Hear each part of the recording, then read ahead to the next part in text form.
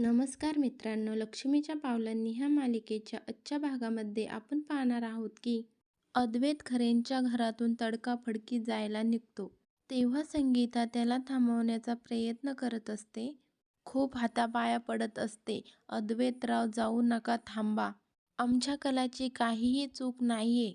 आमची कला निर्दोष आहे. तिची यात काहीही चूक नाहीये. दिनकर पण खूप विनवण्या करत असतो. म्हणत असतो की संगीता म्हणते ते खरं आहे, आमची कला निर्दोष आहे. यात आमच्या कलाची काहीही चूक नाही.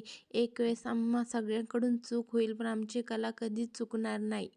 आमची कला गंगेसारखी निर्मळ आहे.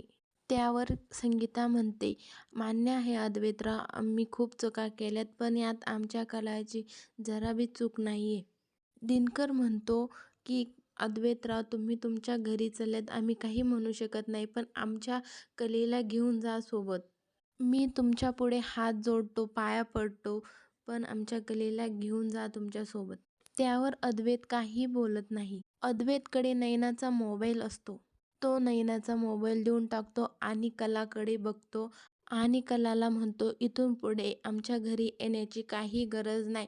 मी तुझ्यासारख्या खोटारड्या मुलीसोबत एका घरात राहू शकत नाही. आता आपला काहीही संबंध नाही. आणि अद्वैत निघून जातो. संगीता खूप प्रयत्न करते अद्वैतला थांबवण्याचा. अद्वैतराव थांबा, अद्वैतराव थांबा असे म्हणत राहते. माझ्या कलेला घेऊन जा सोबत. खूप विनवण्या करत असते. माझ्या कलेला नका असं सोडून जाऊ. आणि रडायला लागते. संगीताला नयनाचा खूप राग आलेला असतो आणि ती नयनाकडे जाते आणि नयनाच्या जोरात कानाखाली वाजवते. आणि म्हणतेस, का छळतेस तू आम्हाला? का जीवावर उठलीस तू आमच्या? तुला म्हटले होते ना 2 दिवस घरी येऊ नकोस. मग का आलीस तू घरी? ज्या बहिणीनं तुझ्यासाठी काय नाही केलं, त्या बहिणीच्या संसारावर उठलीस आता तू. लाज नाही वाटत का तुला? नयनाचा हात धरते आणि गळा दाबायला सांगते. कला आणि काजल येते तिला सावरायला आणि संगीता कलाला म्हणते, कले संपलं ग सगळं, आणि मोठमोठ्याने रडते. तेव्हा कला म्हणते, आई रडू नकोस, सगळं ठीक होईल. तू काळजी करू नकोस. धीर देत असते ती संगीताला.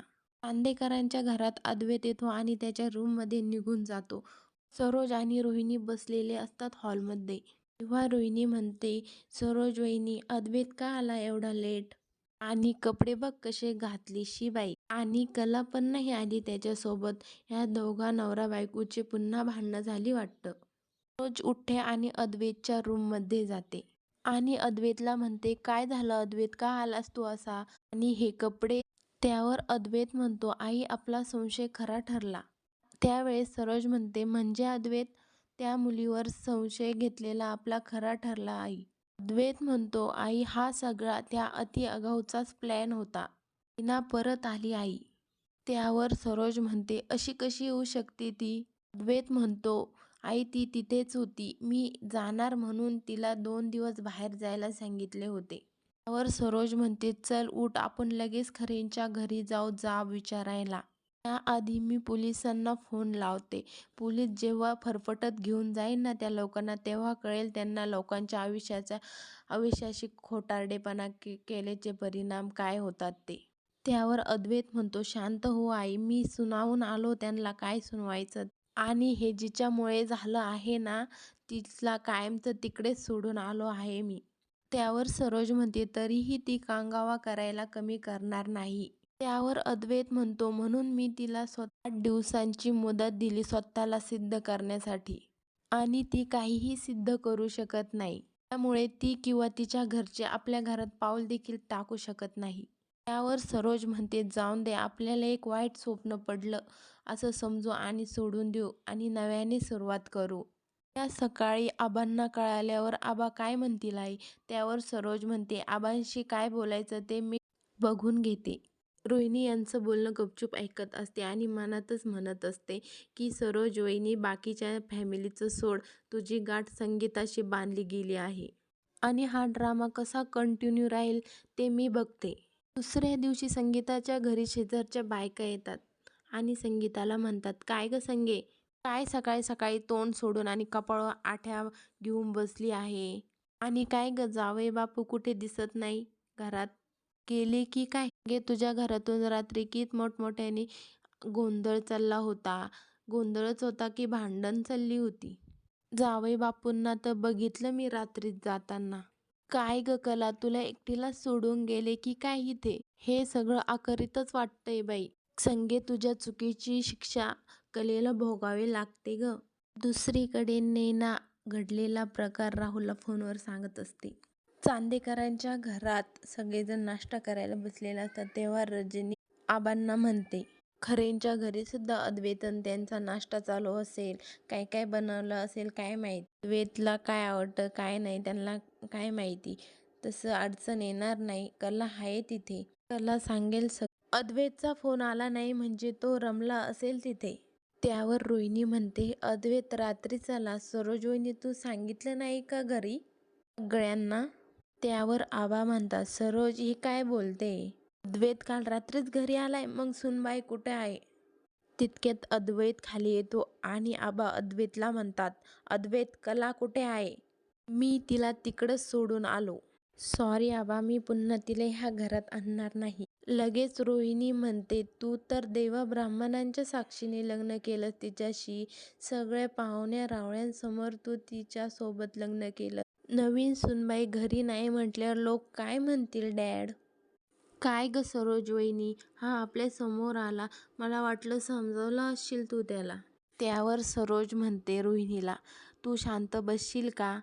कशाला आग लावतेस? त्यावर आबा म्हणतात, तुम्ही सगळे शांत बसा आता. आता फक्त अद्वैत बोलेल. अद्वैत कलाला माहेरी का सोडून आलास? तुला सुनबाईला माहेरी सोडून येण्याचा अधिकार कोणी दिला? त्यावर अद्वैत म्हणतो, आबा तुम्हाला मी असं वागलेलं दिसतं. तुम्हाला जेव्हा सत्य कळेल ना तेव्हा तुम्ही सुद्धा त्या मुलीला सपोर्ट करणार नाही. त्यांनी नैना परत आली हे सत्य अजूनपर्यंत आपल्यापासून लपून ठेवलं आहे. याचा अर्थ खरे फॅमिली फ्रॉड आहे. त्यावर सरोज म्हणते, आबा हे एवढं सगळं घडून गेल्यानंतर अद्वैतकडून तुमची काय अपेक्षा आहे? सरळ सरळ दिसतंय ना त्याच मुलीचा प्लॅन होता ते. अद्वैत म्हणतो, आबा मी त्यांचा सगळा प्लॅन एक्सपोज केला आहे. त्यावर सरोज म्हणते, अद्वैतने जे काय केलं आहे ते अत्यंत योग्य केलं आहे आबा. अशा खोटारड्या मुलीला आपल्या घरात जागा नाही. त्यावर आबा म्हणतात, हे काही मला पटलेलं नाही. आबा म्हणतात, सरोज आणि अद्वैत आत्ताचे आत्ता खरेंच्या घरी जायचं आणि सुनबाईला सन्मानाने घरी घेऊन यायचं. सरोज म्हणते, आबा तुमच्या शब्दाखातर केवळ मी त्या मुलीला आजपर्यंत सहन करत आली आहे. पण आता तिचा खोटारडेपणा सगळ्या जगासमोर आला आहे. अशा मुलीला मी कधीही सून म्हणून स्वीकारणार नाही. त्यावर आबा म्हणतात, तुम्ही जाणार नसाल तर मीच जातो कलाला आणायला. ठीक आहे जातो मी. आबा उठतात.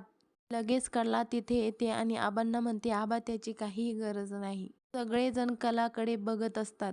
दुसरीकडे कलाला काजलचा फोन येतो आणि कला म्हणते, तायडे उद्या नैनाताई त्याच्या बॉयफ्रेंडला भेटायला जाणार आहे.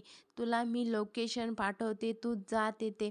तेव्हा अद्वैतला घेऊन कला घेऊन जाणार का? राहुल आणि नैनाचं सत्य अद्वैतला कळणार का?